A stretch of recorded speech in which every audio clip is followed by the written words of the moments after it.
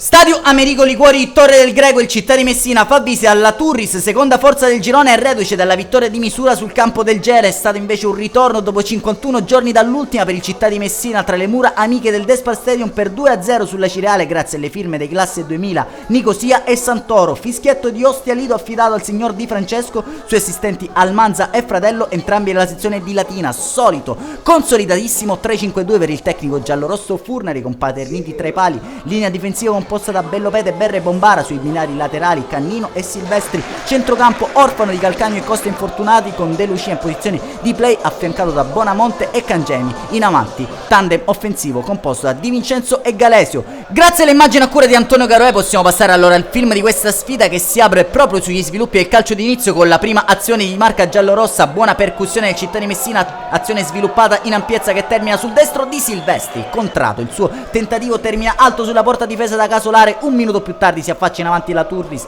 cross di Celiento che va a pescare la testa di Longo, colpisce solo l'esterno del legno alla sinistra di Paterniti.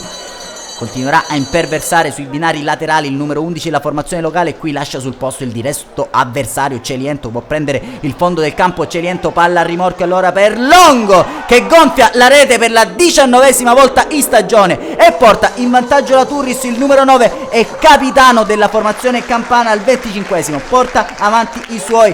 2 minuti più tardi, sui sviluppi di un corner, è Riccio che prova a raddoppiare per la formazione di mister Fabiano, non riesce però a correggere alle spalle di Paterniti. Minuto 32, prova a alleggerire il forcing avversario allora Galesio, la sua torre aerea non trova l'inserimento sul secondo palo da parte di Silvestri. Sui sviluppi allora di una rimessa laterale di Bombara, la palla termina sul destro di Cangemi, la gran bordata che non c'entra però lo specchio della porta difesa da Casolare. Minuto 40, allora ancora Turris in avanti, qui azione sul secondo palo, raccolta da Celiento che può puntare Cannino. Celiento in surplus, si sposta il pallone sul destro, calcia potentemente ma alto il numero 11 della formazione mister Fabiano. Minuto 43, ci prova allora Berra sugli sviluppi di un piazzato, non riuscendo però a pescare il bersaglio grosso. Al 44esimo raddoppia allora la Turris, palla sul binario destro dove c'è sempre puntuale Celiento, può puntare Cannino. Celiento, gioco di gambe, prova a mettere il pallone sul secondo palo, ci riesce e trova il proprio capitano, il numero 9 killeristic Longo, che per la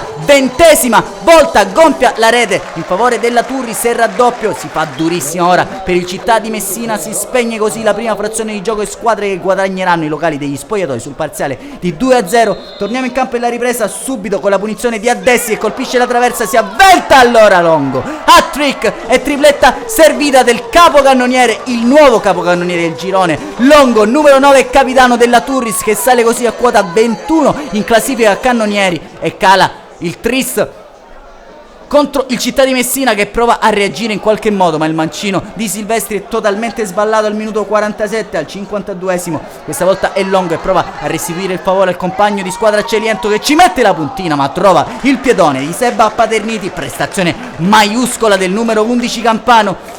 Prova allora a correre ai ripari mister Furnari col primo cambio, fuori Bellopete, dentro Nicosia, prova a dare più peso specifico in mediana, ma continua Celiento a fare quello che vuole sul binario mancino. Qui riesce a scambiare bene con un compagno. Celiento sul palo lontano, palo clamoroso del numero 11 Celiento, sta letteralmente facendo a fette la linea difensiva giallorossa.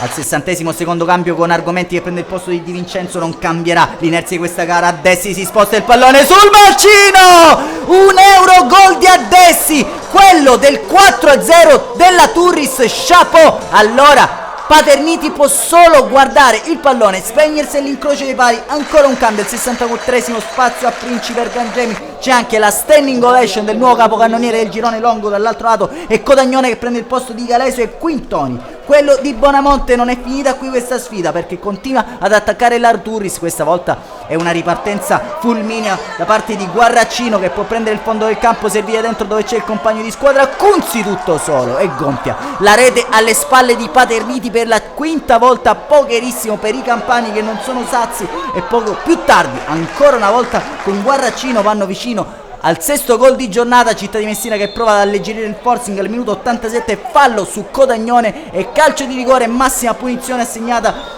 da parte del direttore di gara Di Francesco. Sul punto di battuta ci va Argomenti a tu per tu con Casolare che lo ipnotizza. Si resta allora sul 5-0.